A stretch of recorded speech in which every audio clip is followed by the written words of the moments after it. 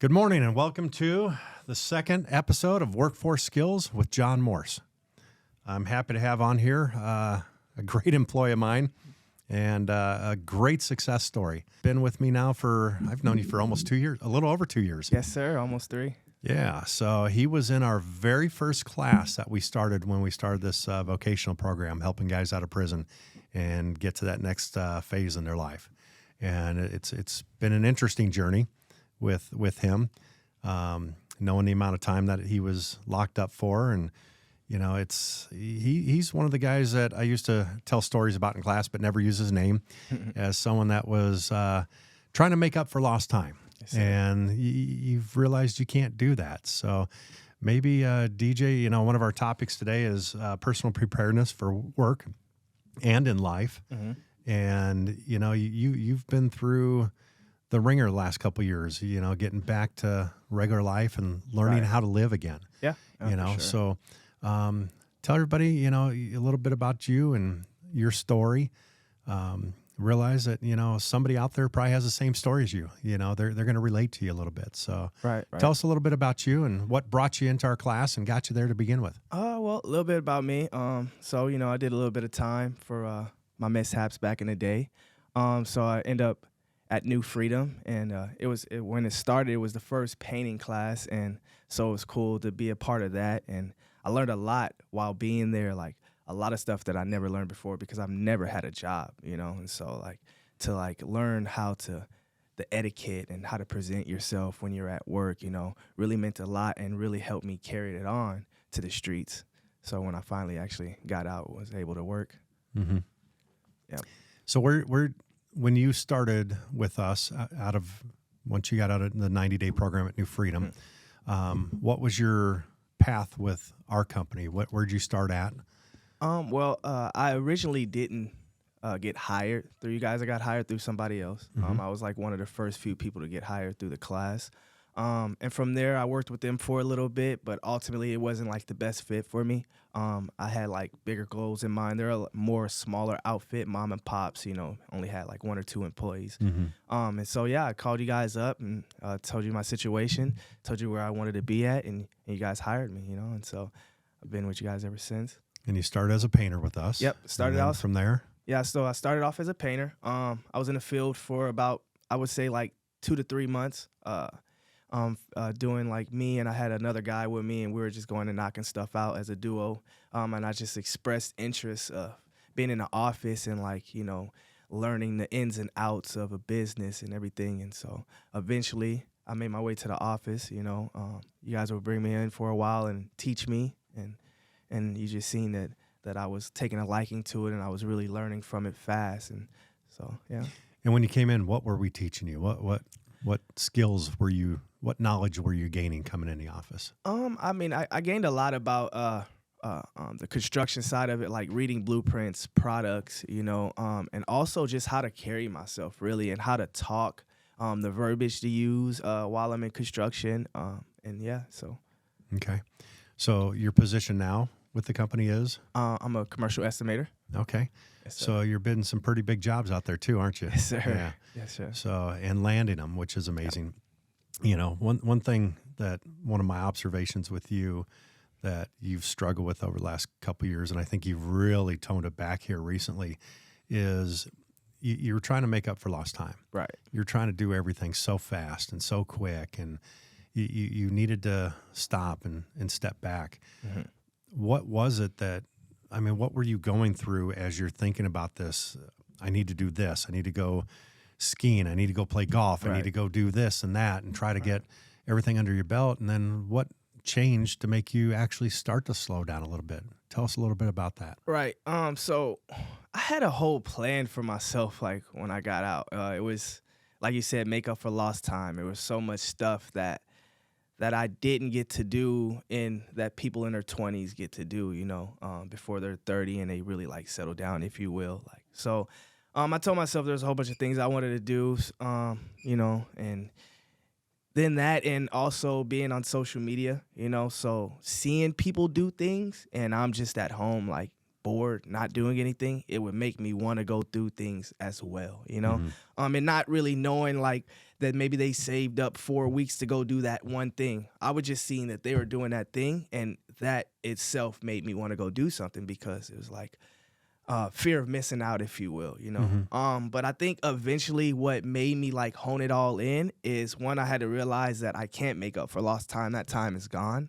So I can't get that back. But what I can do is I can set myself up, you know, to have a great future. So those things that I missed out on, or I didn't have the money to do, if I just work hard, I'll be able to do all that easily, and like not be paycheck to paycheck or stressing on bills. You know, I wouldn't have to think twice that this costs that much money. I know that I wanted to do it, so that's what I went and did, you know? And so that ultimately, like, I took a break from social media because it was like getting a lot to me, and I just ultimately had to realize that social media is just that, you know? It's like, you know how they say don't judge a book by its cover? Well, social media is that cover. So like if you just look at someone's social media, you would think, oh, he's this, he's that. But really, when you get down to the deep roots of it, it's not the case, you know?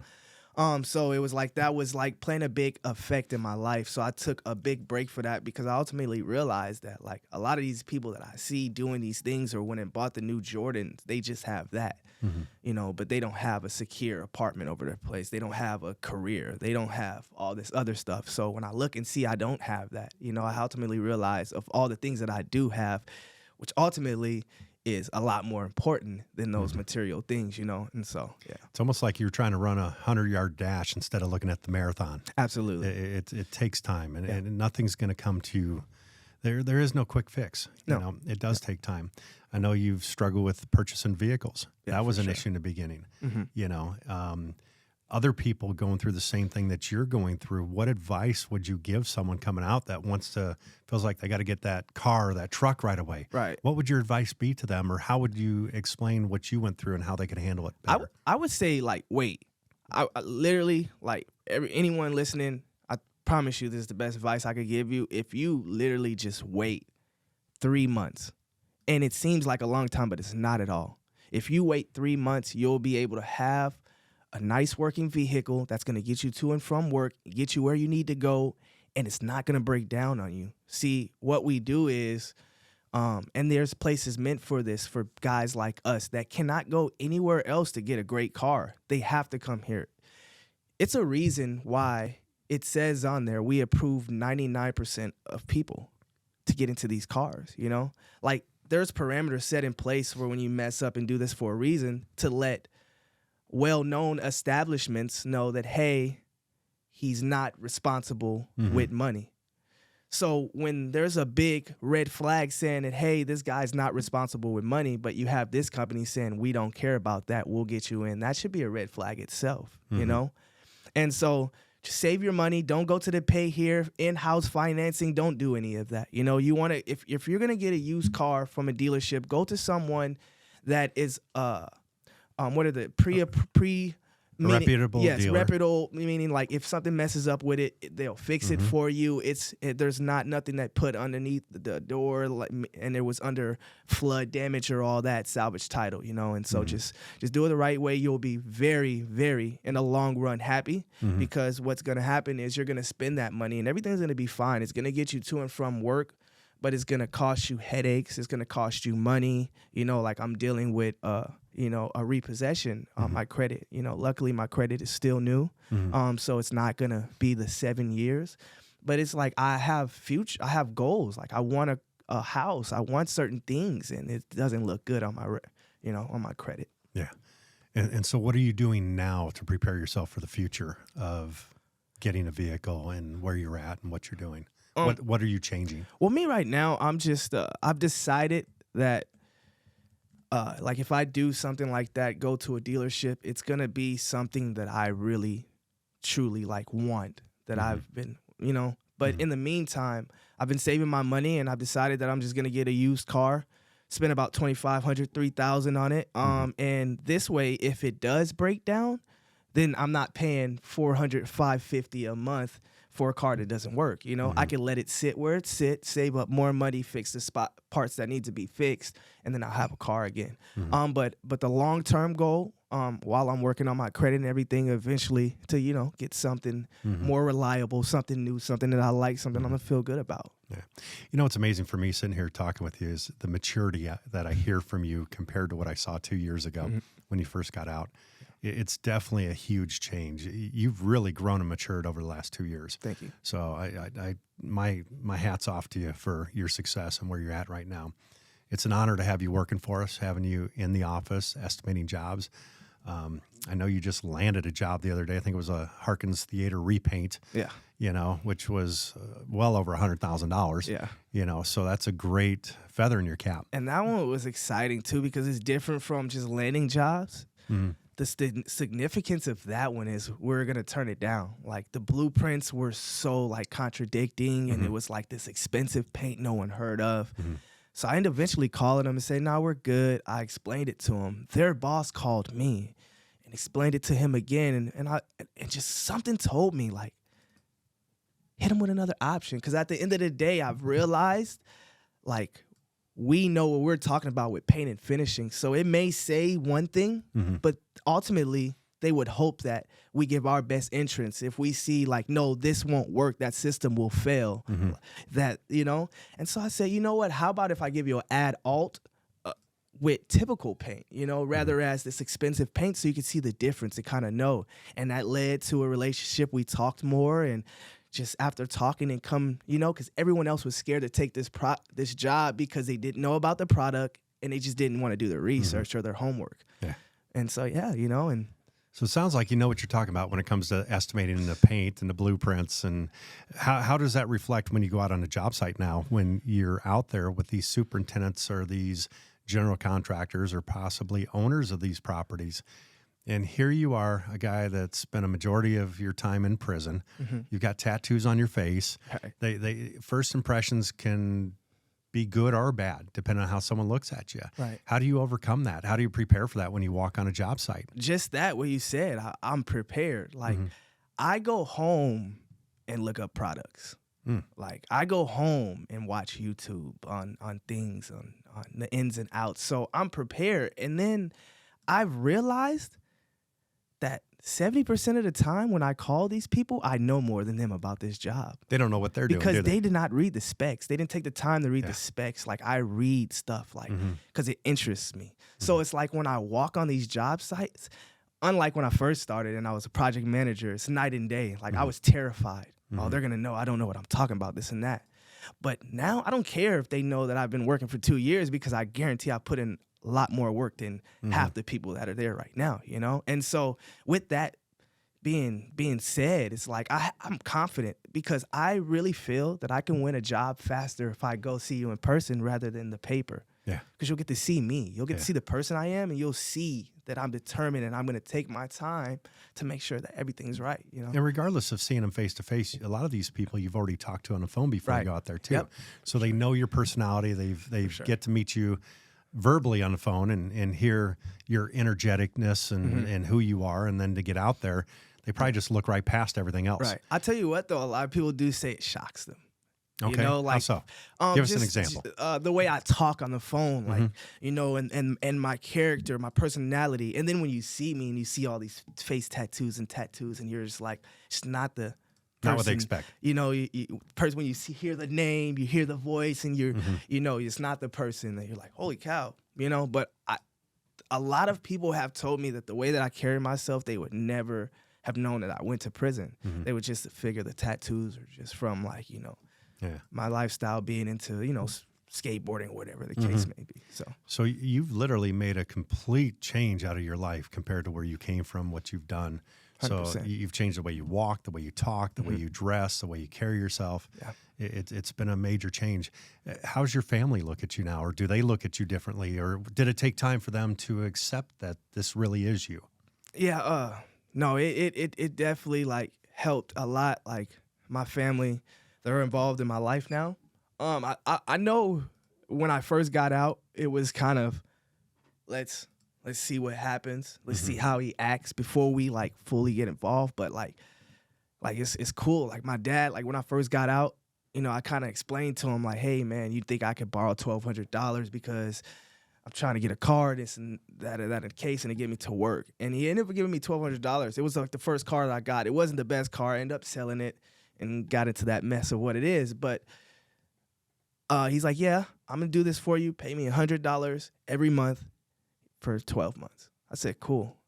Well, 6 months into it, he said, you don't even got to pay me back no more, you know? He saw that you were trying to do you know, the right thing. and that meant a lot, like, and just, they're super excited and super proud of me because I always think, like, I was here, and before I got locked up, people asked my parents, oh, how's DJ? How's your other brothers? Oh, DJ's doing this right now, or he's playing basketball, he's playing that, you know, good things.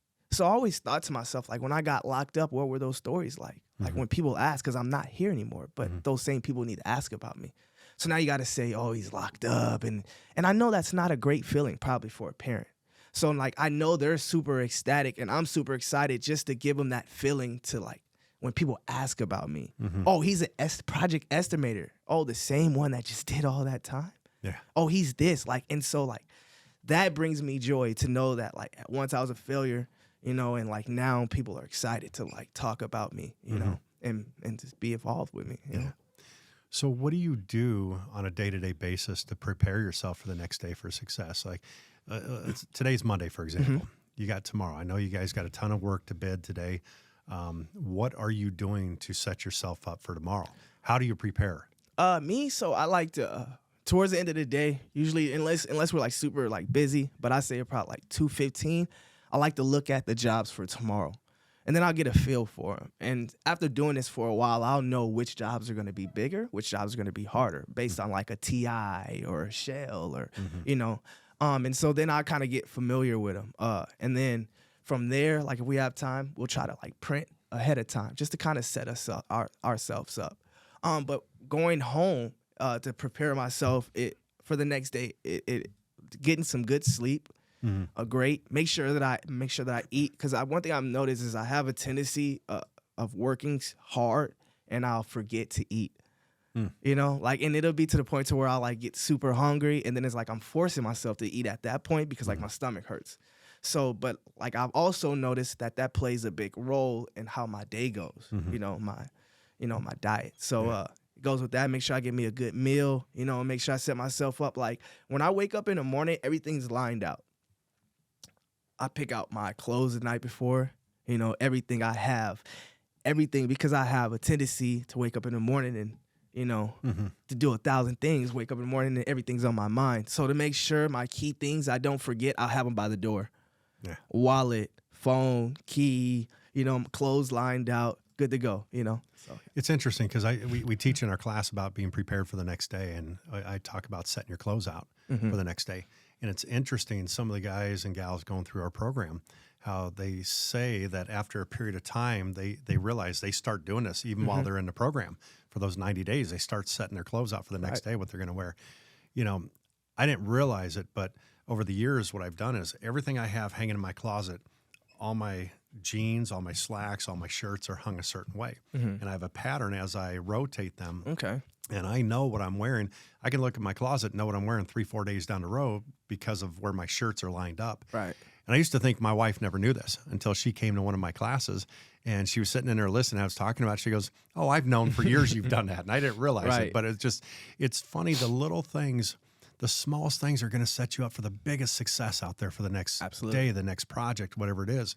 And we don't realize it. Yeah. Whether it's making your lunch the night before or that morning early, getting up early and doing it. Yep. You know, everything from leaving the house on time. You know, I've always preached you're only on time if you're 10 minutes early. But what are you going to do to get there and be early and be on time? You know, it's leaving the house early enough, knowing that, okay, I'm stopping for a cup of coffee. What if there's an extra 5 people in line ahead of you and someone's trying to come up with change and it takes you 10 minutes in there to get a cup of coffee, or you get a flat tire? We hear every excuse in the book from our guys that work for us. A flat tire, or my transmission, or this, my truck won't start. It gets old. It really does. Sure. And it's we could almost write a book on a million different ways why people call out sick. And it's just getting up early enough to make sure you're ready. you know, it's amazing how many guys are late every single day. Mm-hmm. Well, what are you doing to yourself? When it comes to the next promotion at work or the next position to move up, and they wonder, well, why didn't I get chosen? Well, you're never on time. Right. You've got excuse after excuse. Absolutely. You know, we sit in the office, and right now I know we're looking to add another estimator into work with you guys. Mm-hmm. And part of it is you guys are going to help decide who that person's going to be. Well, as we pick this person, well, do they show up to work every day? Right. Do they call out sick every day? I mean, I'm not looking for the best painter. Mm-hmm. I'm looking for the best employee. Right. That's what we're looking for. You can teach anybody to paint. You can teach anybody to read blueprints if they're willing to learn. Yeah. But can you teach someone to show up on time every day, to be there, and that work ethic that we're looking for? Mm-hmm. You know, it's you either want it or you don't. Absolutely. You know, I can't make you show up to work today. Yeah. But you showed up on Right. your own. You made yourself do it. Right. You know, and that's what we need out there with these guys that are coming out of here. And when they do get out, what are their expectations for themselves? It's not just us. Right. You know, I'm sure you had expectations for yourself. Mm-hmm. You know, what were you expecting? I mean, were you thinking you're going to come out and you're going to make $50 an hour right off the bat? It's not going to happen. Yeah. But what were your expectations, and how did you deal with the ones that didn't come to fruition? See, I told myself, okay, I lied. Someone told me. Uh-oh. Busted. He said, when you get out there, because I told him it didn't matter if it was McDonald's or whatever. Mm-hmm. Whatever opportunity I have to work, I know I'm gonna just work my butt off, and I'm gonna learn what I can, and I'm gonna be at the top of that position to where I can make that money to where, you know, I'm living comfortable. And he told me, he said, don't be an 8-hour man. You know, don't be that 8-hour guy, that guy that comes to work, does his 8-hour, goes home. You know, you want to be more than that. You want to be the guy that's relied on. You want to be the guy that goes the extra mile, because those are the guys that get ahead, you know. Mm-hmm. He told me the guys that complain, oh, they don't pay me enough to do that. Don't be that guy. Mm-hmm. Be the guy that's doing that stuff that they don't pay you enough to do, because eventually they'll pay you more than what. Mm-hmm. You know? And so that's just the way I think. Like, I know that this is not it. You know? Like, I'm 32 years old. I know I got at least, if I'm healthy, another 32 years. Mm-hmm. That's a long time, yeah. You know? And so it's like, it goes back with that making up for lost time. I don't have to, because I still have a whole lot of time, you know? A whole lifetime in front of you. Right, you know? Yeah. And then looking at also in the aspect from me personally, from where I came from, right? I'm going on 3 years, and I'm an estimator right now. You know, this doesn't happen, you know? You know what I'm saying? So I look at it like I'm putting in my dues. I'm putting in my time. Like, I may be better than the guy painting that's been painting for 20 years, but that's the difference. He did 20 years. He put in his time, you know? And so I just want to be there, because when I fully make it there, I don't want to be any excuses. Oh, he didn't put his time and he didn't do that. And then when you're in those trenches and you're going through that, you respect it more, you know, and it's just, it means a lot more. You've earned it. Absolutely, Yeah. you know. No, it's interesting. You know, with the guys, what you mentioned, the hourly guys, and I'm only putting in 8 hours, or I only get paid to do this. Right. It's what are you doing to go the extra mile? Mm-hmm. What are you doing to make yourself stand out more than anybody else? Mm-hmm. I tell you what, with me, when it comes to work, I want to shine more than anybody else. Right. I want to be at the top of my game, but I also know to be at the top of my game, I got to lift everybody else up with me. Yeah. And we grow together. Yeah. You know, the guys that have done the best with us in the company or get the most money are the ones that never ask for it. Mm-hmm. They're just the ones that show up and put out. You know, I'm going to show up and do whatever I have to do to get my job done today. Right. There's no time frame. There's 24 hours in a day. Right. What am I going to do with those 24 hours? I know I got to sleep a certain amount of time. I know I got to work a certain amount of time. But what am I doing after work, or when I'm not at the job site, when I go home? Am I sitting in front of the TV just watching TV? Right. Or am I trying to educate myself and better myself? Yep. You know, right now I'm reading a book. You know, I'm trying to read more. Right. And I struggle with that. And where I struggle with reading, I've also do an audio book in my truck when I'm driving. When I'm by myself, I put that on. So it's trying to educate yourself and better yourself at all the time. Right. You know, I'm never going to make an excuse, I don't have this because of somebody else. It's if I don't have something, it's because of me. Right. You know, I think the biggest thing that I've seen with a lot of guys that come through the program with you is they're so easy to blame everybody else. oh, this isn't working out because of this. It's because of this person or because of this situation. How many guys got locked up and, oh, I didn't do it. It was someone else's fault. Absolutely. I got busted because of this guy. Everyone innocent. Everybody says that. But what you got to look at is when you can look yourself in the mirror and stare yourself dead square in the eyes and say, you know what? Everything I have done that's gone wrong or good is because of me. Yeah. That's when you start to change. Yeah. That's when I think we all see a change within ourselves. You know, that's when you can start preparing for something better. Right. Because anything I have done wrong, it's because of me. It's because of my choices. Right. No one made me do it. No one made you do something to get locked up. Yeah. You did it on your own. Absolutely. You know, now no one's making you do the right thing. Yeah. You're doing it on your own. You're making that conscious choice to make that change in your life. Right. And that's what it takes. So what am I going to do today to change my life, to make my life better for tomorrow? What am I going to do to have a better life? Right. To have more money or be better spiritually or mentally, emotionally, financially, physically, whatever it takes. Right. You know, you mentioned today on the ride over here that you're going to start working out. You know, you're trying to better yourself. Yeah. You know, what are you going to do to better yourself down the road? Right. You know, how are you going to take care of yourself? Yeah. You know, that's what we have to look at. And the change for me is, how can I help you? You know, because helping you makes me a better person. Right. And how can I help myself to be better equipped to help you in Right. your life journey and what you're going through? You know, the way I look at it with our program and with our business, for me, it's not how much money the business makes. It's how many more jobs can I add? Absolutely. How many more people can I help? How many more people can we add to our company to build it bigger? And even if our company breaks even and I'm able to add another 100 employees this year, it's a win for me because that's 100 guys that we kept from going back to prison or kept Right. off the streets Yeah. or help them educate themselves better to get somewhere further in life. Yeah. You know, I know you mentioned to me that you want to start giving back and doing this. Yeah. You know, what makes you want to help others now? What's changed in you? Just being in there and like I know my whole life I've been hearing like I got so much potential. I got so much potential. But I never used to see it because like I would always like be into dumb things, you know, and like whatever. They tell everyone that. But like now I'm able to see it. Like all the potential that people said that I had, like I see what they were seeing. Like maybe they were seeing that I learned fast or this in the case. Like I can see that now. And there's so many guys like me in there that have so many potential, you know, like looking at me, right, after listening to this, you wouldn't think that I'm a bad guy. Maybe you'd be like, okay, he's actually he has a good heart, and a lot of us do. You know, we just went down wrong paths.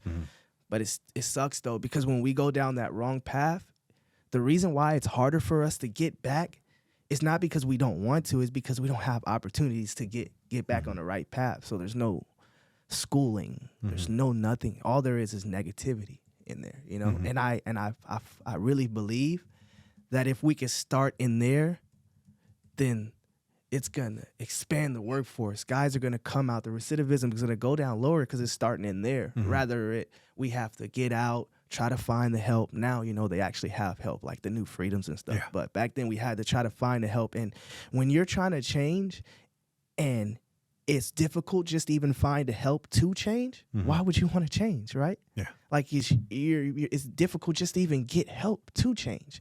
But now it's like there's open arms for help, and like me going to New Freedom showed that there's able to make this work to where we win. And so I just want to be a part of it, you know? For me, my whole life, I've never seen anything like this program. There's never been anything comparable to this to help guys like you. And it all started with us starting just a painting class. Yeah. You know, and then now there's electric, now there's welding, now there's tile, there's framing, there's drywall, there's culinary. They offer CDL. Right. I mean, and this is all for guys coming out of prison that never had that opportunity before to make a change in their lives. Right. I think what it takes too is, first, it takes you wanting to change. That's my first and utmost thing that I think has to happen. Yeah. But you need someone to believe in you. Absolutely. You need someone that's going to be sincere. And I think the biggest thing for guys who've been locked up for a period of time, you know when someone's lying to you. Yeah. You know when someone's using drugs. No one's going to fool you. Yeah. You can't BS you. you know, because you can see right through it. Right. And that's the difference. And I think that's why this program is so phenomenal, because everybody invested in it is in it to help. Right. You know, I look at the investment I put in and what it took to get this going and where we're at now. It's amazing the amount of people we've helped. But at the same time, it doesn't work unless you want it to work. Absolutely. There's a lot of guys I've seen come out and they oh, I want this. I'm going to do this. I'm going to be a rock star. And man, they fall flat on their face when they get out of the program and they fail. And I think the other thing is they've got to learn to be able to pick themselves up again. Right. You know, where would you be if you didn't have the program and gone through the vocational with us? Have you ever thought about that? Because you're doing so well right now. I have, and I'd like to tell myself that I'd be right here in the same position, because I just know me. But to be honest, I don't think I would be to this position because I had that opportunity, you know. But I think I definitely would be fighting and to do the right things and make the right decisions. It would have been a lot more challenging, I think. But having people in my corner and people who got my back and those opportunities helped out tremendously. So there is a chance if you didn't go through this program, you didn't take the vocational, that you could end up right back where you were. Absolutely. You know, making those same mistakes again. Yeah. Because headspace, really, I just, you know, I had a lot more of my headspace in a negative direction. Like, of course, I had some goals I wanted to get out and do, but also there was other negative things. Like, I seen no hope for myself, like, when I got out, because like I had nowhere to go or nothing. Like, that's how I found New Freedom. You know, I was like getting ready to get out, and they're just like, all right, I was like, I'll figure it out, you know. But like finding New Freedom, like, just gave me like that, you know, that extra push that you needed, oomph to go. And I think it's like that with a lot of guys now, because guys are getting those newsletters now, or they're seeing people like me, you know. You know what I'm saying? Anyone that knows me, you know, I've had my share of things, you know, like. And yeah, I think in the state of Arizona here, they actually send out 7,000 newsletters to the prison yards with the program that we've done. And I remember the very first one that had our vocational program in there. And I think it was the second or third class that we started there. We actually had a guy come in and he said he's there because of that newsletter. Yeah. That's what brought him there. And he actually went through our class. He ended up working for another painting contractor. But due to some different life changes, he now works for us, which is interesting. It's amazing how many guys, it goes full circle. There's been certain people that come out and they work for us, and it's not a good fit. Yeah. You know, we do mostly commercial and industrial painting. Some people aren't equipped for that mentally or physically, and they need to do something more on the sides of residential or only interiors. You know, so finding the right space for them is what we try to do. So it's being able to know that, okay, I tried this, it's not working, what do I do now? It's not the end of the road. They have a whole support system now that they can rely on, that, hey, this didn't work out. They can always go back to the vocational program and talk to the people that are in charge and helping get jobs and say, hey, this isn't working out. Can you help me find someone else? And they're there to help. Yeah. That's what we do. No, for sure. I had someone that I was locked up with. He had seen the newsletter and he'd seen me on it, you know, and he's like, holy cow, I know him. And so he read it, and that's when he got more familiar with it. Eventually ended up getting in contact with me through somebody else, and then so we rewrote the whole time that he was locked up, you know, and I gave him encouragement, and I just kept him on the right path, and now he works for us, and he's loving it. It's life-changing. Yeah, he's loving it. He calls me all the time, and he's like, man, like, I just learned this, and he always like, man, thank you for the opportunity, and it's crazy too, like he's like, the amount of money that he's making right now, you know, what we started him off on, is just like $1 million to him, you know? And it's like, I remember I felt like that, you know, when I first got out, like just that number, just like, because I've never made anything close like that legally, you know? And so, but no, he's excited, but it was the same thing, you know, who knows if he would had even thought about changing his life around had he not seen me on there, because he knew where I came from. So to see me was like, you could visually see it now, you know? For our viewers and listeners out there, you know, what we do with this program is if you go through our vocational program, we hire you, you start at $18 an hour. And that's a pretty good wage to start off with. And for some people that have never had a job in their whole lives, or, you know, I mean, when you're locked up, I mean, what do you make? You work, you have a job in there. I mean, you're given opportunities, but what do they pay you when you're locked up? I think the most I've ever made was 35 cents an hour. Oh my God. Seriously. Yeah, dead serious. 35 cents. 35 cents. And what were you doing for that 35 well, cents? I was managing the warehouse in the kitchen. Okay.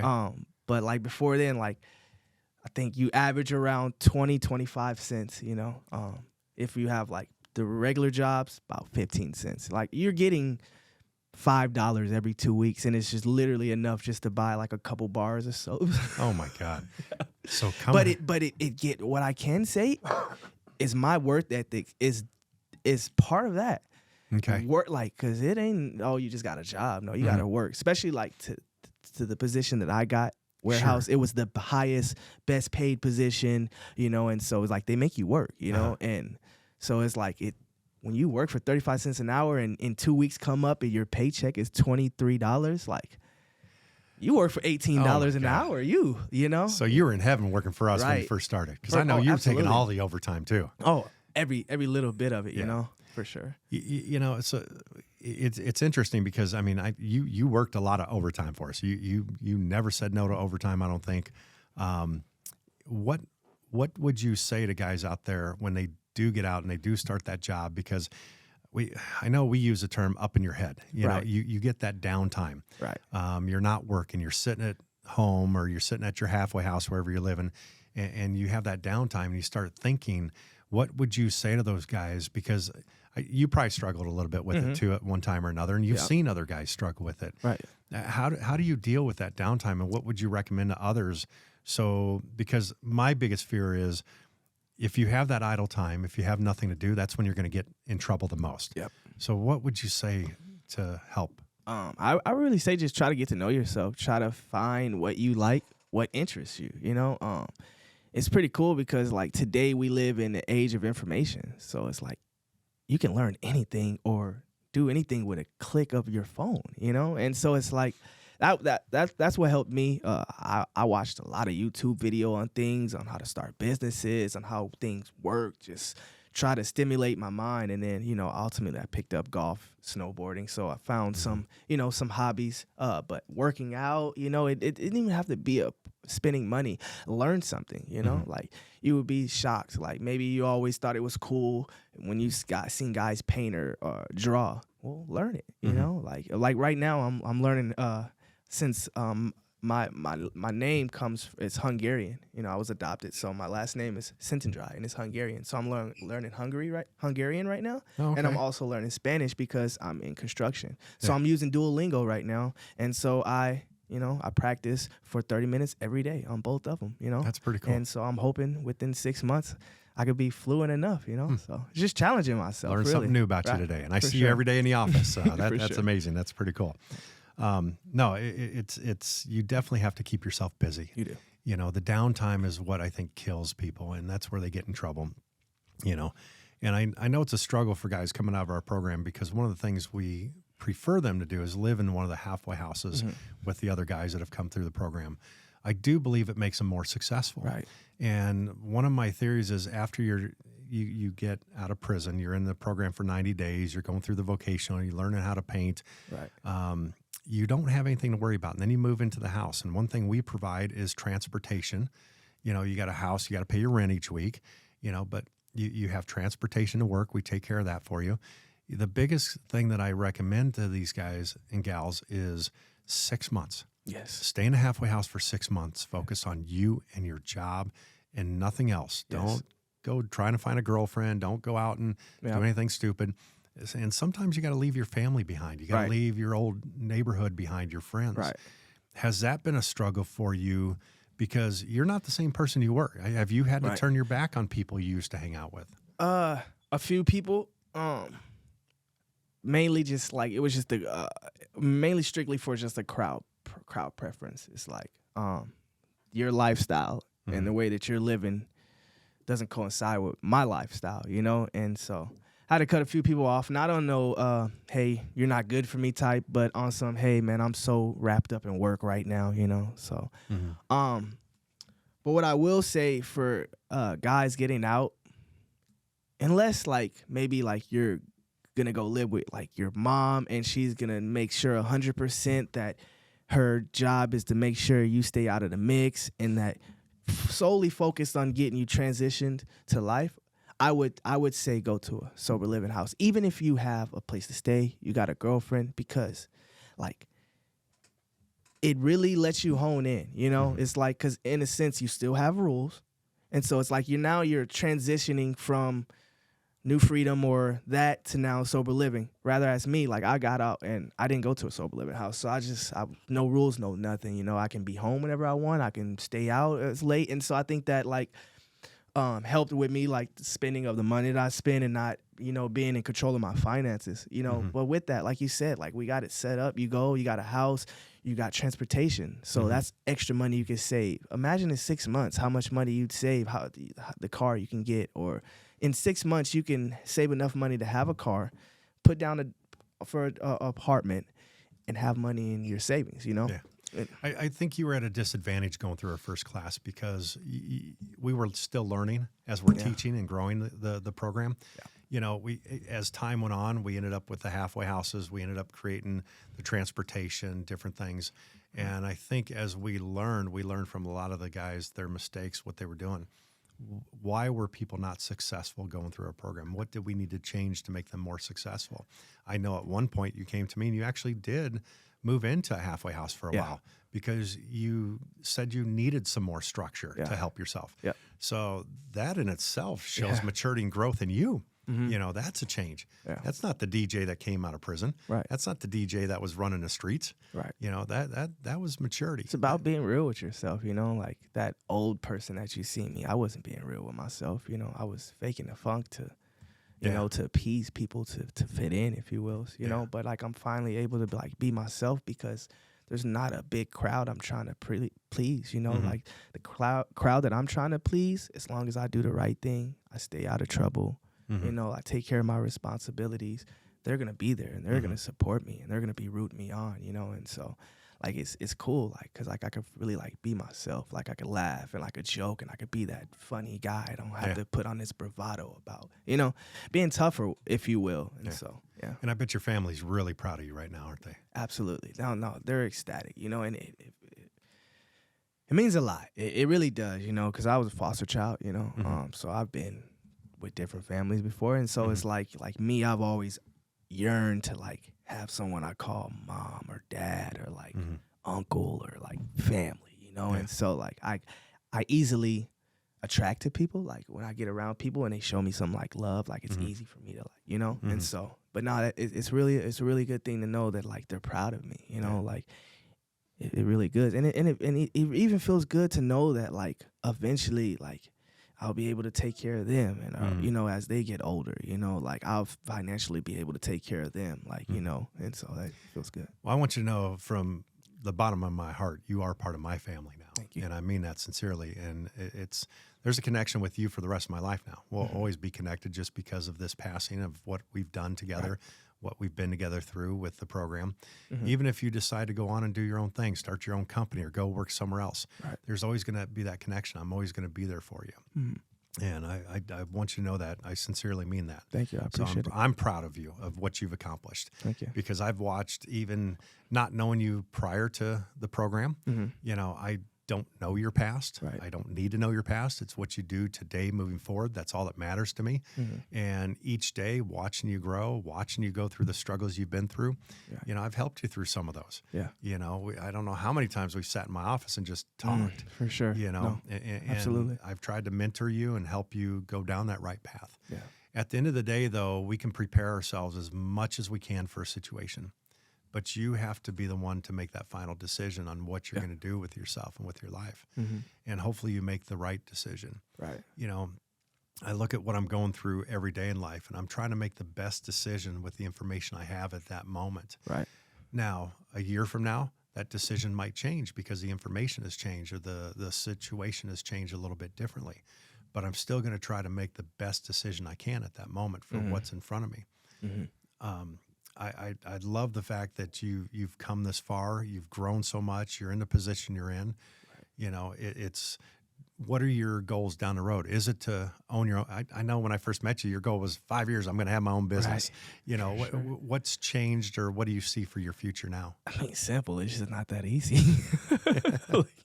You know, it's so much that goes into running a business. You see now, there's more to it. There's a lot, you know, but ultimately, too, is like, it goes upon a thing being real with yourself, you know, like turning that switch on. Like me being real with myself, I know, like, if I was to leave and to go start my own business, it would fail because I fully don't have 100% of the tools that I need, or I don't have enough of the experience yet. Like, you know, like even with landing these jobs, like when I be in the office, I ask them, give me the big ones. Give me something different. Like, give me the stuff that you got to force yourself to learn. Yeah, read the specs for 3 days before you even get into the blueprints. Like, I want those because when you do with those, everything, you know, And so, like, I 5 years sounded good, you know, but I should have said 7 to 10.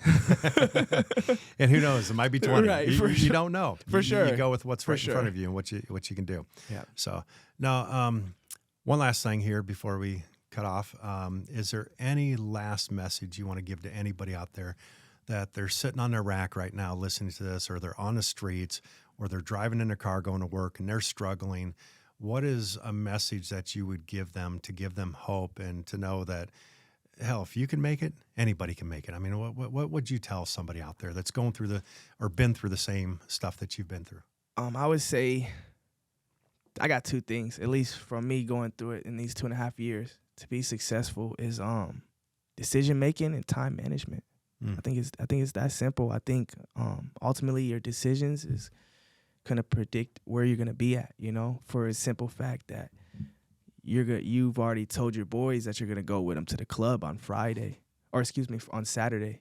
But then the text comes out at work and it said, "Hey, we need guys for overtime." You know, and you got your bill due next week, and you're already paycheck to paycheck. So do I go out with my buddies on Saturday, spend money, or do I go work? And then that way it's like I know my bills are covered and I have extra money, you know? And so that's what it's decision making, and ultimately with time management.